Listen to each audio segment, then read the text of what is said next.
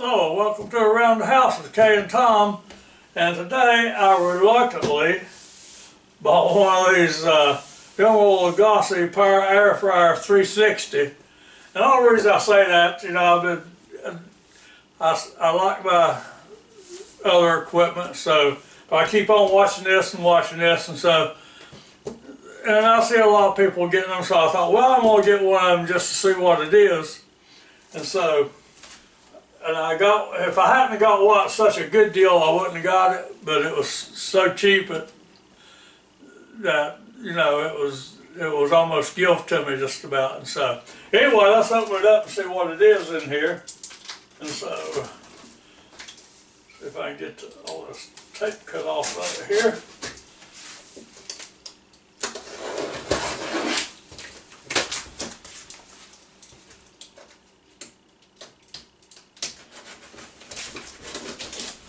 And I'm not going to bore you with a whole lot of box opening stuff because I know everybody else has done it already. I just want to get into it a little bit here. Okay, now we have this little rack here. It's covered in that paper there, the plastic wrap, I guess.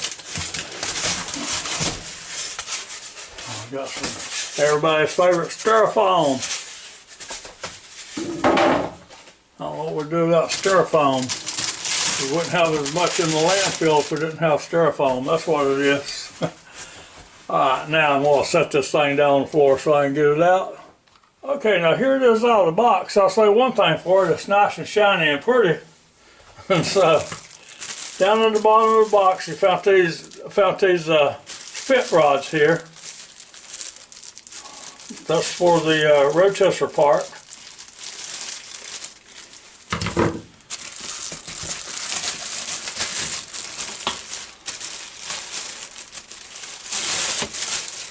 And then we got this little wire basket here. Now every time you see it on TV or something, you see them with 3 of these things. I wish it had to come with all 3 of them, you know, but on one is in my box is 1. So we'll put that over there. That's a neat little tray though. But I guess if you want any more, you have to order them separate.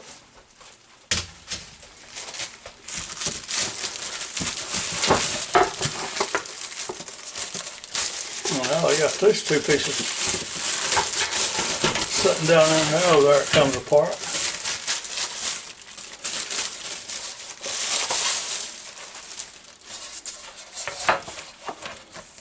Okay, now here's a book with Elmo's picture on it. It says recipe book. Oh, it's got some nice looking stuff down in here. Ooh, Reuben sandwich. Now I like Reuben sandwiches. Y'all can see that. Pulled pork. Slow cooked pulled pork. Roasted garlic, white pizza and garlic sauce. That'll be good. So anyway, we'll get into that later. And this looks like it would be your, must be, it says so right there on the bottom. Owner's manual.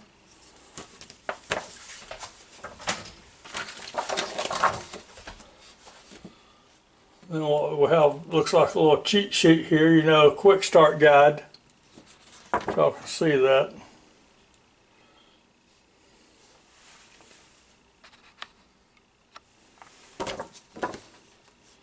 Both sides. Oh, air frying on one side and rotisserie on the other side. Okay, now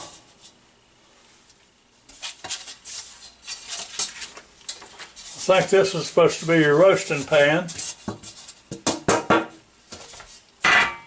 And last but not least,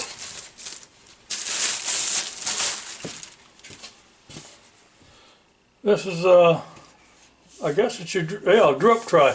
So it says drip tray only on the bottom here. I don't know if you can read that or not, but drip tray only. So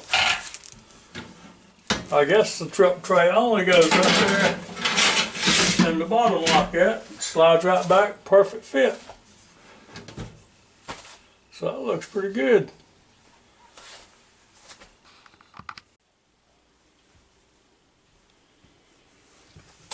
Okay, now it has this little tag on the back of it here. It doesn't really give you a whole lot of information. It just says 120 volts, 60 hertz, and 1500 watts.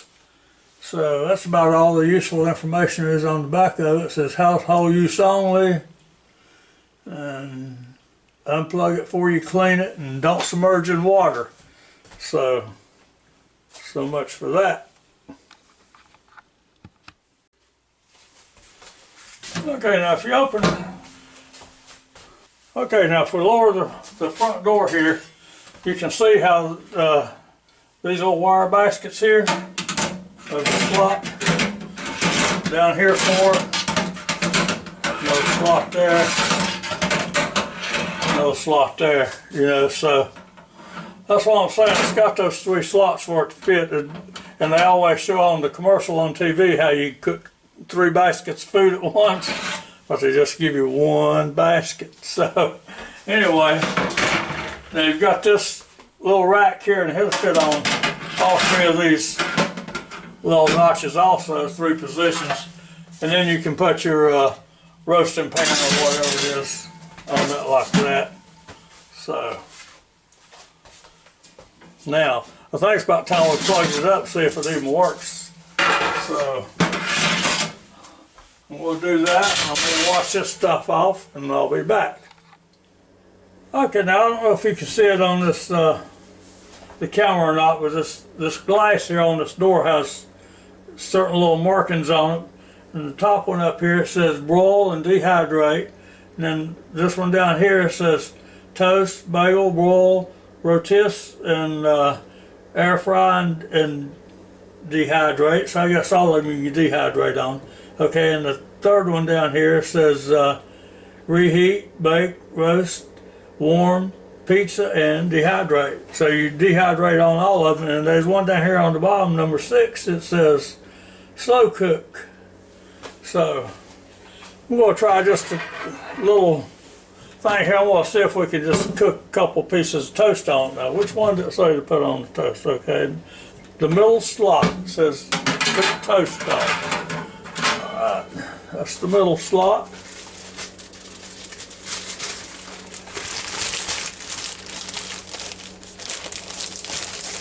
I just want to see out of curiosity here.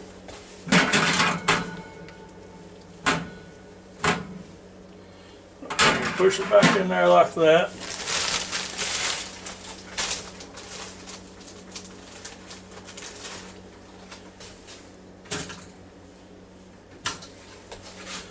Now I guess you need to shut the door for it. Right, and you go here and it's got this little button here. Over here, the one on the right says select. And so it's got a number of things here you can select from. So I go down to toast, and these indicators here come on, which means it's going to cook for 4 minutes and 10 seconds for 2, and it tells you can use how many slices you got. So if you got more than down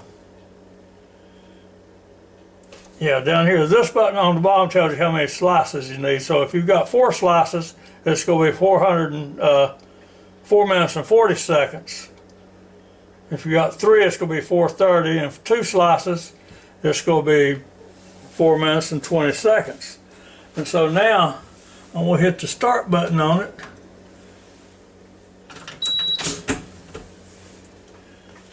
Okay, and we'll be back in 4 minutes and 12 seconds, and we'll see what it looks like. And by the way, at the same identical time as I push that start button, I push 2 pieces of toast down in my toaster here. I want to see which one comes up first. So I'll be back. Okay, now the toast in my toaster popped up at... Okay, now the toaster is down to 12 seconds here. So I'm going to open it up after that 12 seconds, just see what it looks like.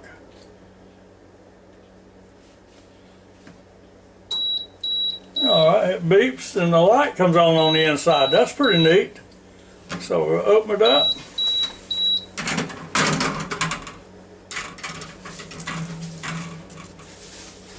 And as you can see, the toast looks about the same. It might be just a little bit darker in the 360 than it was the toaster, but see if I can get it where you can see them both.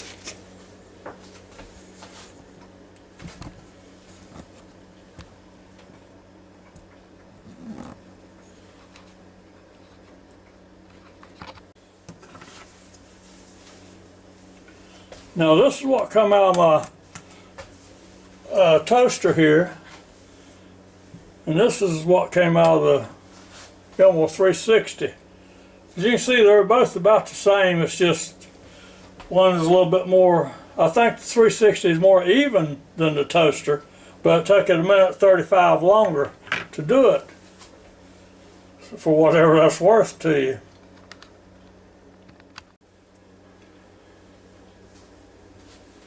Okay, now nowhere in this book can we find anything that says anything about frozen French fries or frozen tater tots is what I'm going to try to cook in here in a minute, or anything else. Doesn't say anything about any frozen stuff. So I'm going to set this basket over here and I'm going to take a few of these tater tots. I just cooked some in the air fryer last night. And so I cooked them for 12 minutes, and now they were golden brown and pretty crispy in the air fryer. And I'm not going to cook as many here as I did last night, because this is just going to be a snack. I don't know what that is, come out of the bag, but I don't think I won't eat it. Okay, now we'll put these in this, let me close the lid and see where it says to air fry at. Okay, now it's got, okay, it says air fryer in this second position here. So you are in the middle position. We'll put it in there. And we'll shut the lid on it.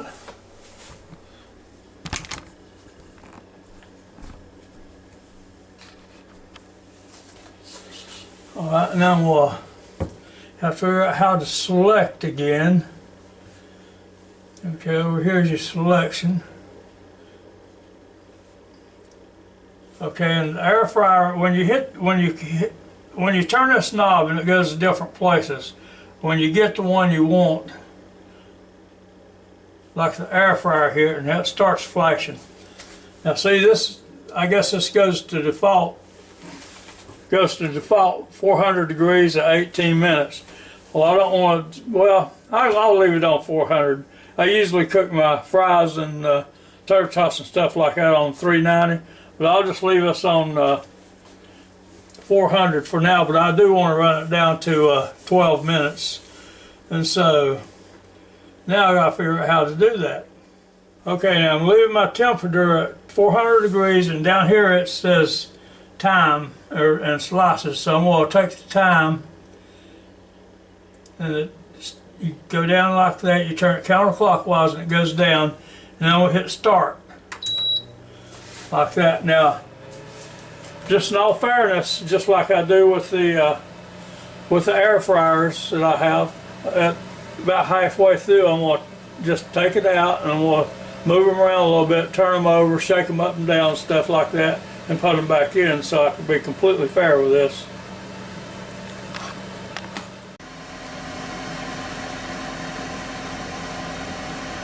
Okay, now one thing I didn't realize about this thing is that it preheats before it starts. But I don't know how to explain it to you. It doesn't tell you that it doesn't tell you when it's time to put, if it's preheating, it don't tell you when it's time to put the food in, because it just goes from preheat to starting to count down, because it stayed on for about 4 minutes, and I kept on waiting for the time to drop, and it never did drop, and all of a sudden it started counting down after about 4 minutes. So I'm assuming, and you know what happens when you assume, but anyway, I assume it was preheating that amount of time. So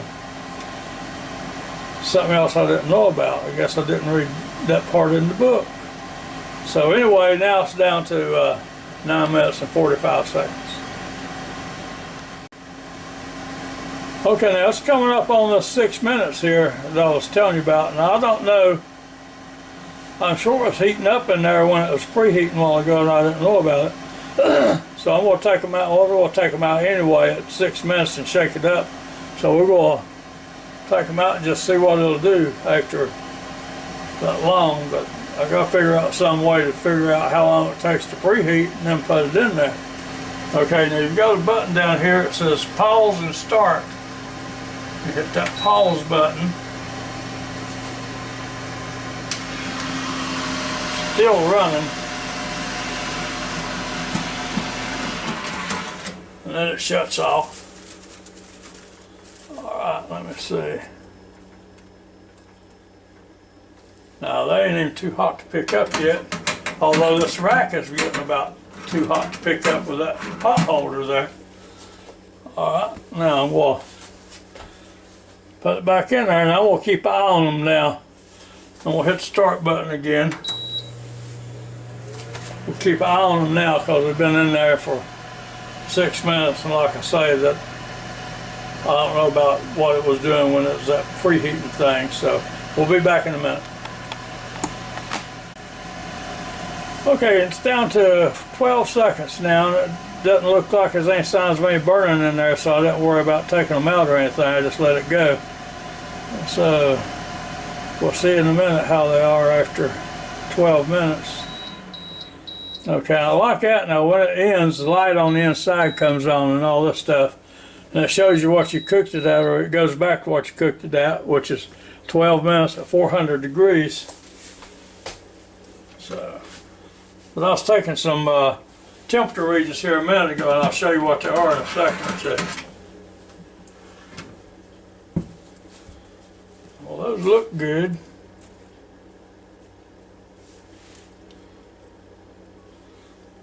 Let's see. It's pretty hot. It's pretty hot, but I don't think it's too hot to eat. Now they are good, but they hadn't started getting crispy yet. I'd have to let them stay in there for another, I don't know, 4 or 5 minutes before they started getting crispy. But now they are good, and they're good and eatable. So I guess that's all right. You just have to get, I can't get used to that, well, I haven't used it enough, but you gotta get used to that preheat cycle that it goes through. I don't know what that's for yet.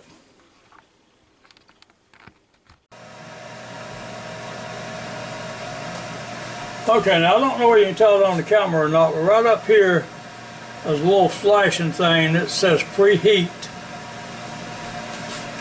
Okay, and so I guess you just have to watch that thing until it finishes preheating. Because now I want to cook something at 400 degrees for 18 minutes. So we just have to watch that thing when it finishes preheating. Then we put the food in, I assume. I guess. We'll be back in a second and see. Okay, now that took that 4 minutes to start counting down from the 18 minutes.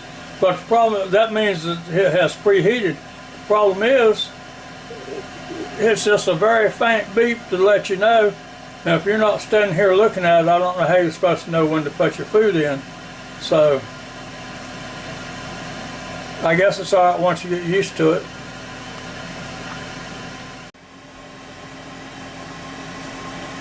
Okay, now I'm going to take some temperature readings on here pretty quick, just so you know about how hot this thing gets in different places. Now, the top here is right at 100 degrees.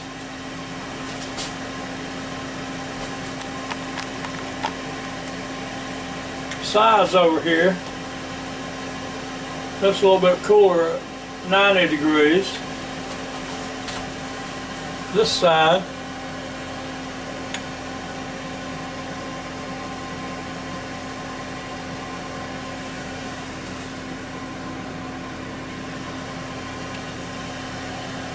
is only about 90 degrees. The back